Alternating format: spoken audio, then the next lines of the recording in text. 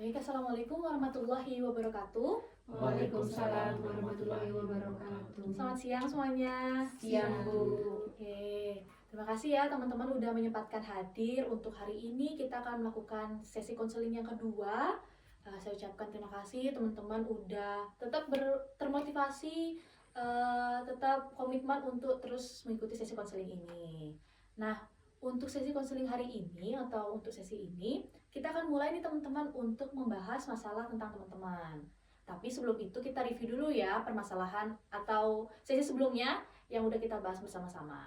Kemarin itu sesi sebelumnya kita kan udah membahas mengenai kelompok seperti apa yang ingin kita bangun, terus bagaimana penormaannya, bagaimana sanksi-sanksinya kan udah kita bahas di sesi pertama kemarin.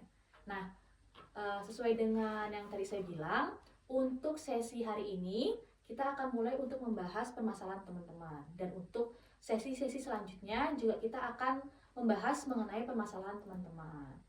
Oke, dimulai untuk sesi hari ini, teman-teman bisa memulai dengan menceritakan permasalahan teman-teman secara singkat aja mengenai masalah kedisiplinan teman-teman. Oke, baik, bisa dimulai dari mbaknya mungkin. Iya, Bu. Jadi saya tuh kurang disiplin dan lebih lebih milih scroll TikTok gitu. Oke, mbaknya. Saya dulu tuh pernah kerja, Bu. Jadi saya tuh suka sering telat masuk kuliah, juga sering telat buat ngumpulin tugas di sini. Oke, mbaknya. Kalau saya sih, Bu, saya tuh kurang disiplin mengerjakan tugas, lebih memilih main HP aja sih, Bu. Oke, baik. Saya juga memiliki hampir sama dengan masalahnya Mbak Tuti tadi, yaitu masalah disiplin waktu. Saya itu lebih mementingkan main game daripada mengerjakan tugas. Oke, oke. Tadi teman-teman juga udah menceritakan secara singkat permasalahan teman-teman mengenai kedisiplinan. Nah, di sini kita akan pilih nih teman-teman satu masalah yang urgensi banget yang harus kita selesaiin di sesi konseling ini, karena kalau misalkan tidak diselesaikan itu akan berdampak kepada aspek-aspek yang lain. Nah, di sini teman-teman bisa kasih pendapat nih, siapa permasalahannya yang bisa kita bahas di sesi konseling hari ini. Mungkin kita dari kanan, dari Mas. Menurut saya masalahnya Mbak Alfi sih, Bu. Oke, mungkin bisa dikasih alasan kenapa, Mas. Karena masalah itu kan sering terjadi dalam kehidupan kita ya, yaitu sulit mengatur waktu. Mungkin masalah Mbak Alfi yang paling paling sering dialami oleh saya itu. Oke, baik. Silakan Mbak. Kalau saya sih sama Mbak Alfi punya masalah, karena kan dia kurang mengatur waktu juga, terus telat ke kampus juga kan, itu juga berpengaruh ya, karena mungkin nanti ketinggalan banyak materi juga dari kuliah. Oke, kalau dari Mbak Alfi? Menurut saya juga masalah saya sih, karena permasalahannya tuntutan dari pekerjaan, juga tuntutan dari perkuliahan juga sih, Bu. Oke. Kalau Mbak Tuti? Kalau saya ya Mbak Alfi, soalnya ya lebih urgent lah. Oke. Karena ternyata teman-teman juga sepakat satu suara, kita akan membahas mengenai permasalahan Mbak Alfi. Kalau dari Mbak Alfi gimana, berkenan atau enggak? Iya, saya berkenan, Bu. Oke, karena dari Mbak Alfi juga udah berkenan, silahkan untuk Mbak Alfi menceritakan nih secara lengkap permasalahan Mbak Alfi itu bagaimana. Saya izin mulai cerita ya, Bu ya. Jadi saya tuh dulu sempat pernah kerja. Nah, selama saya kerja ini, saya tuh susah banget buat bagi waktu, karena ada tuntutan pekerjaan juga, tuntutan tugas kuliah juga. Jadi bener-bener bagi waktunya itu susah.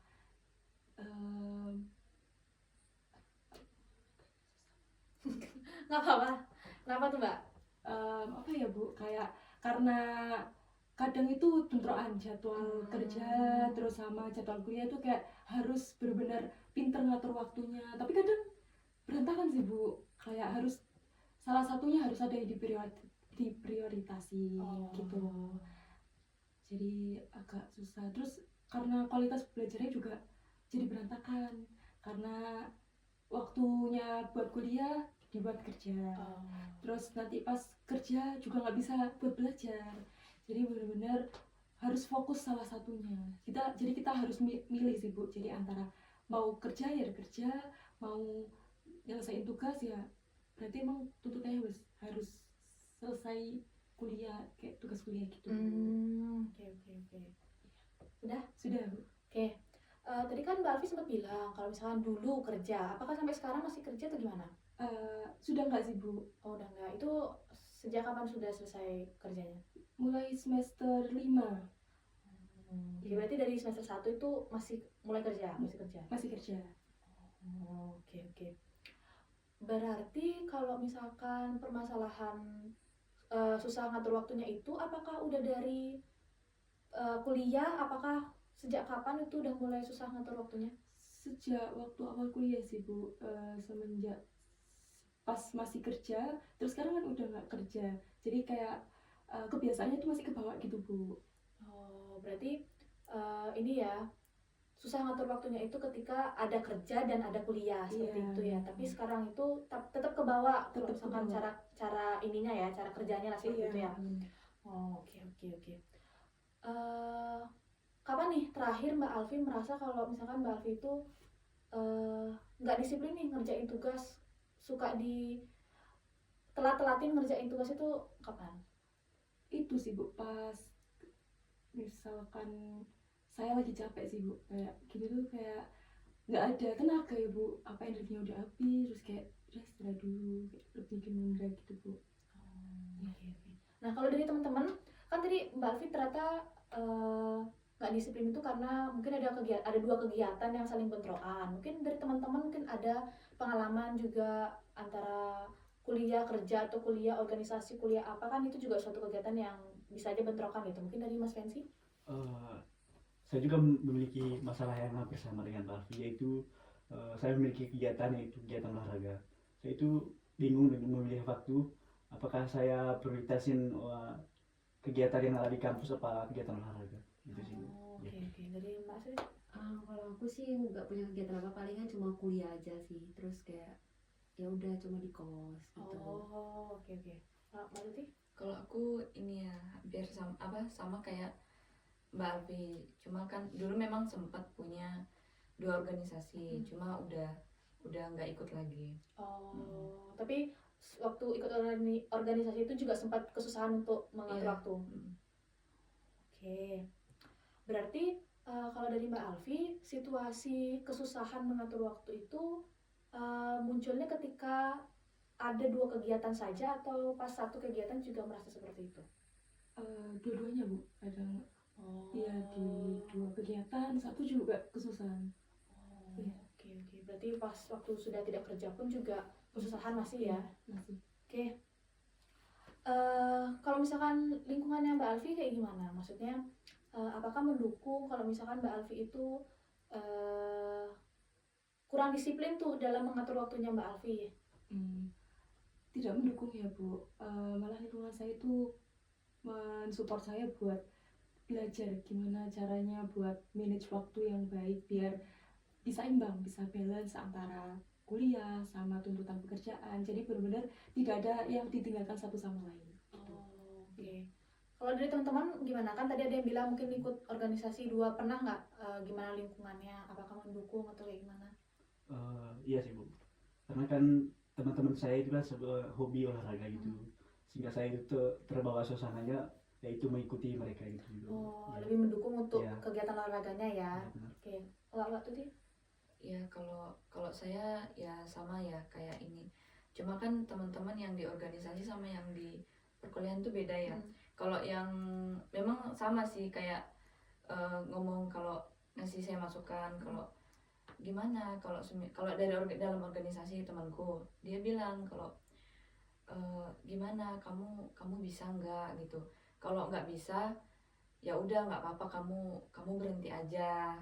Cuma kan memang kalau dari mereka ya mungkin memang maunya aku tuh tetap ikut ya dalam organisasi. Cuma mereka ya tetap balikin ke aku. Sedangkan kalau teman yang di luar perkuliahan tuh lebih kayak nyamannya aku sih.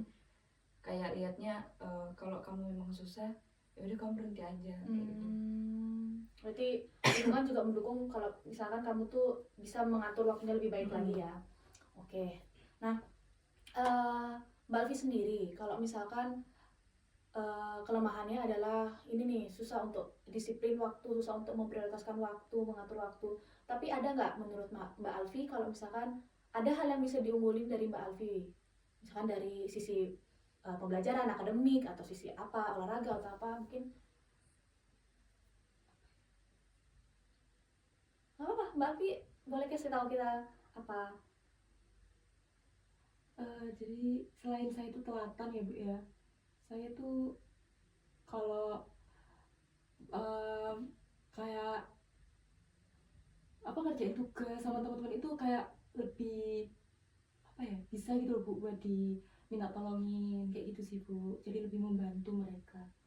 Oh berarti Mbak Alfi ini orangnya adalah merasa bahwa seseorang yang bisa membantu orang lain. Iya. Seperti itu, benar? Benar. Benar atau tidak? Benar. Oh, oke. Berarti Mbak Alfi menilai dirinya Mbak Alfi itu sebagai orang yang empatik lah ya? Iya benar. Oke.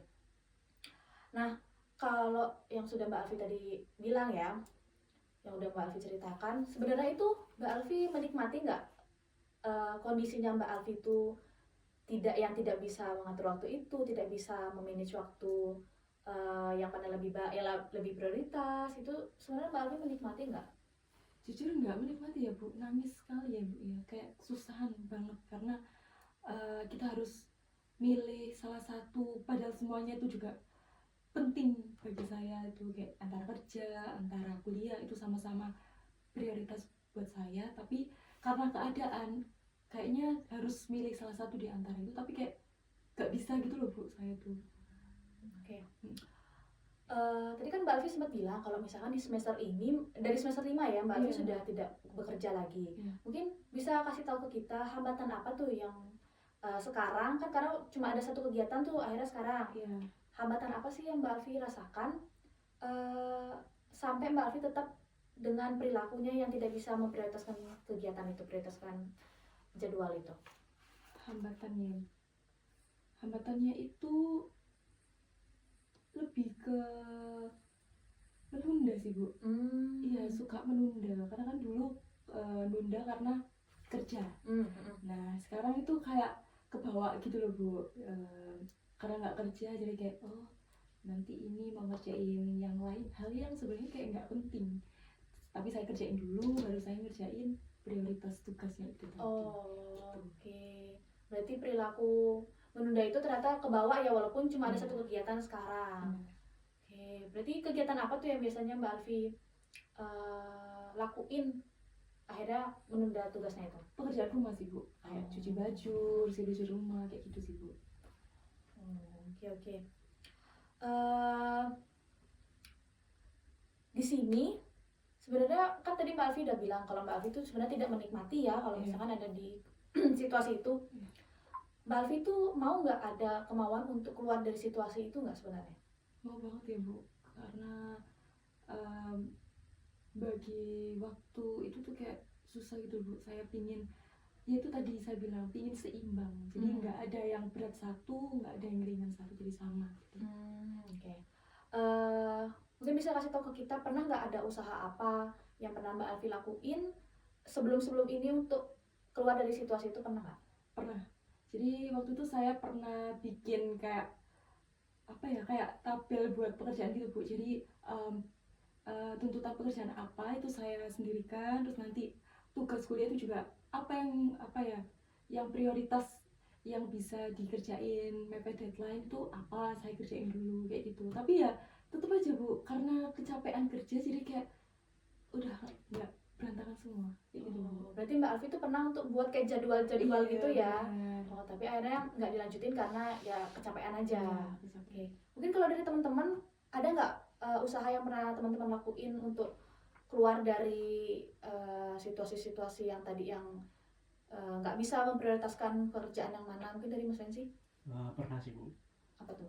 Saya itu ketika teman-teman saya mengajak saya untuk mengikuti kegiatan itu, saya lebih menghindar dan saya lebih memprioritaskan kerja tugas saya sih Bu. Berarti pernah ya melakukan itu Ya, ya? pernah. Oh, oke. Kalau Mbak Asrid? Ya sama Bu, pernah untuk berusaha untuk kayak ngerjain tugas terlebih dulu nanti baru main HP gitu. Pernah. Akhirnya bertahan atau enggak atau gimana? Bertahan sih, lumayan bertahan, tapi nanti juga mungkin kembali lagi kayak main HP lagi terus, tapi nanti tetap dilanjutin pekerjaannya. Oke, kalau dari Mbak Tuti? Kalau saya sempat ya buat tabel gitu. cuma ya nggak, ya lama-lama itu jadi kayak nggak berjalan gitu loh. Jadi ya saya kan ke distrak ya juga, jadi saya mikirnya ya lebih penting kuliah daripada hal-hal yang lain di luar. Jadi ya udah saya milihnya ya kuliah aja. Jadi tabel itu ya mungkin cuma berjalan sebentar aja terus langsung berhenti. Oh, oke. Oke. Berarti dari Mbak Alfi itu udah pernah ada usahanya buat tabel, buat jadwal kayak gitu, tapi hambatannya itu karena kondisi ya capek kayak gitu, jadinya nggak dilanjutin lagi kegiatan itu. Oke. Nah, dari yang kita udah bahas nih teman-teman, apa yang Mbak Alfi juga udah ceritain ke kita tentang dia yang kurang dalam disiplin waktu karena masih terbawa arus pekerjaannya, jadinya tidak bisa memprioritaskan yang mana nih yang harus dikerjain, nggak bisa disiplin nih, jam segini waktu ini harusnya mengerjakan apa tuh belum bisa ya Mbak Alfi ya. Nah, jadi menurut Mbak Alfi batasan masalahnya yang harus kita selesaikan sekarang itu di bagian disiplin tidak bisa mengatur jadwalnya, apakah itu benar? Benar, Bu. Seperti itu ya? Iya. Oke, berarti di sini yang kita akan selesaikan adalah mengenai disiplin waktunya Mbak Alfi yang tidak bisa menjadwalkan kegiatan-kegiatan, akhirnya tidak bisa menentukan prioritasnya ya? Iya, benar. Oke, baik. Nah, dari yang udah kita sepakati ini Mbak Alfi sekarang kita akan sama-sama untuk bikin baseline tujuan. Nah, dari teman-teman itu juga bisa kita sama-sama untuk kontribusi nih, gimana pembuatan baseline tujuan, biar teman-teman juga tahu bagaimana penulisan baseline tujuan. Mungkin dari Mbak Alfi ada buku, ada nggak apa-apa. Ini saya kasih kertas.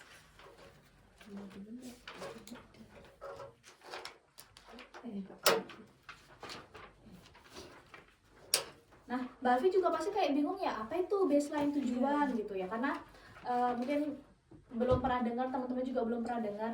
Nah, baseline tujuan itu gini Mbak Alfi, jadi pertama itu kita menentukan masalah utamanya apa yang tadi sudah kita sepakati. Nah, lalu kita bikin nih tujuan khususnya. Maksudnya tujuan khususnya itu kita buat langkah-langkah kecil untuk menuju menyelesaikan permasalahan yang Mbak Alfi itu. Nah, kalau masalah yang tadi kan Mbak Alfi bilang tidak disiplin ya dalam waktu, dalam memprioritaskan tugas. Nah, Mbak Alfi itu ingin menjadi yang seperti apa? Saya ingin jadi seperti apa ya, kayak bisa mengerjakan dua kegiatan tadi tapi imbang gitu Bu, jadi nggak ada yang harus apa ya, nggak berat sebelah, jadi nggak hanya tugas kuliah aja, nggak hanya kerja aja gitu. Oke. Berarti tujuan umumnya itu pertama kita tulis dulu masalahnya Mbak, boleh?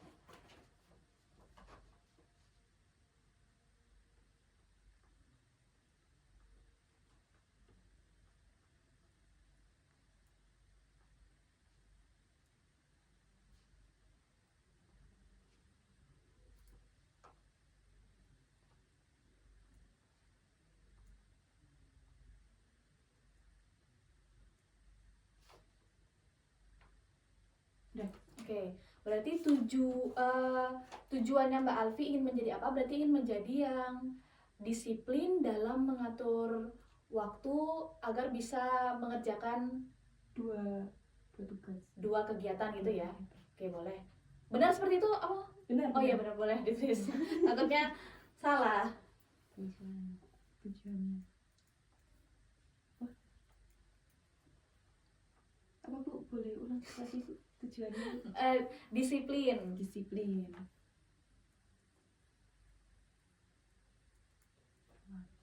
Dalam mengatur waktu.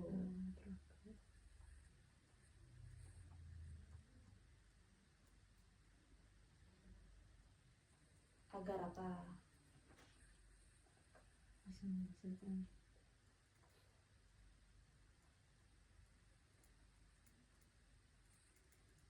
Dalam dua kegiatan.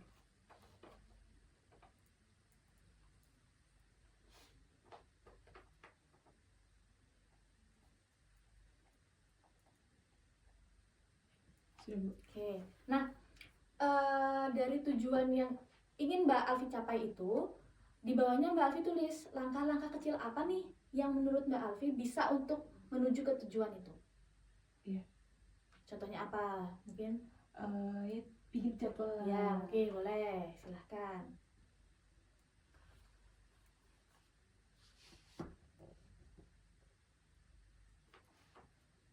Mungkin bisa juga tidak mengulur-ngulur waktu, itu juga bisa mungkin, Mbak.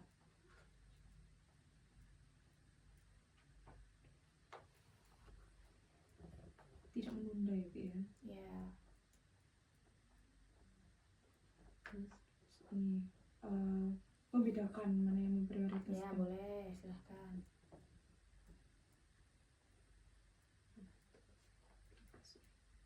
Harus diprioritaskan.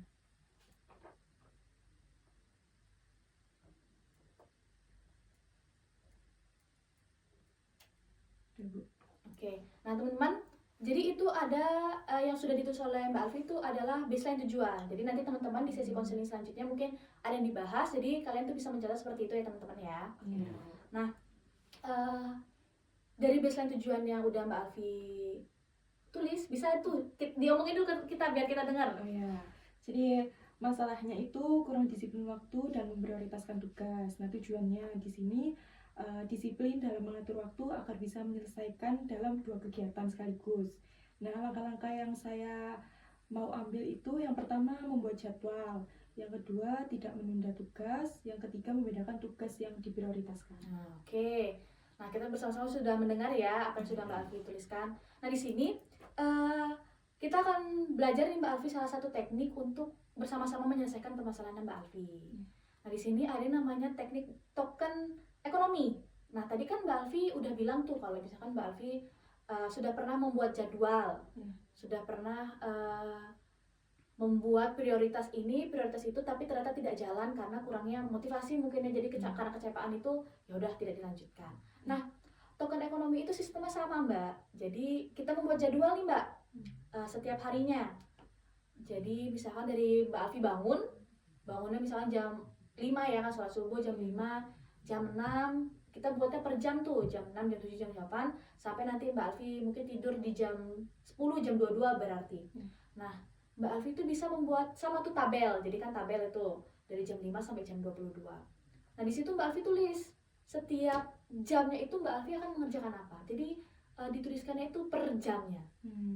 Jadi jam 5 apa, jam 6 apa, jam 7 apa, itu harus dituliskan semuanya gitu Mbak. Nah, di situ juga Mbak Alfi bisa menuliskan nih di hari itu Mbak Alfi harus mengerjakan apa. Jadi kita bisa membedakan nih Mbak. Kalau kita berbicara tentang prioritas itu kita bisa membedakan seperti ini. Yang mana deadline-nya paling dekat, yang mana paling penting itu bisa Mbak Alfi pilah. Jadi yang mana paling mungkin dari deadline yang paling dekat itu yang mana? Jadi itu yang harus Mbak Alfi prioritaskan. Yang mana mungkin harus ini paling penting dikerjakan. Kalau enggak nanti akan berpengaruh ke siapa? Mungkin kalau misalkan Mbak Alfi tidak mengerjakan ini, temennya Mbak Alfi tidak bisa melanjutkan. Nah, seperti itu. Itu kan jadinya tetap prioritas. Nah, itu Mbak Alfi bisa tulis tuh. Jadi ada bagian waktunya, ada bagian waktu, ada bagian prioritas. Jadi cara pemilihan prioritasnya seperti itu. Nah, misalkan nih, udah dari sini Mbak Alfi ngerti, paham. Nah, dari situ ternyata Mbak Alfi bisa nih melakukan semua kegiatannya dengan baik. Dari waktu yang Mbak Alfi sudah tulis dari pukul 5 sampai pukul 10.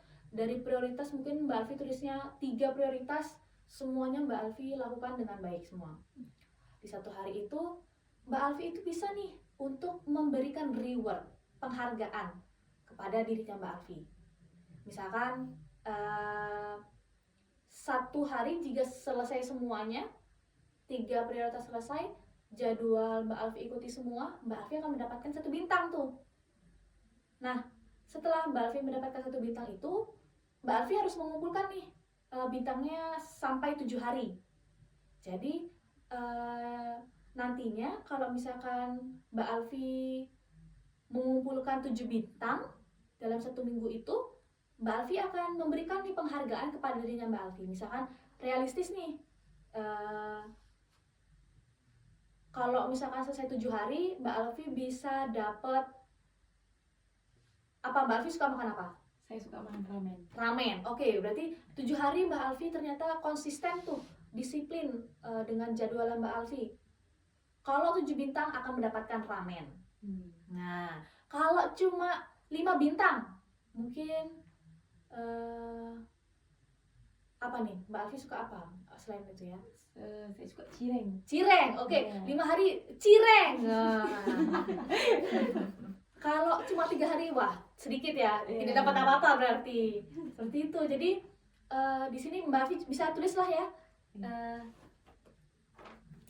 Bisa apa aja yang mungkin nanti Mbak Alfi akan Reward-nya ya? tulis ya. Reward misalnya. Reward seminggu.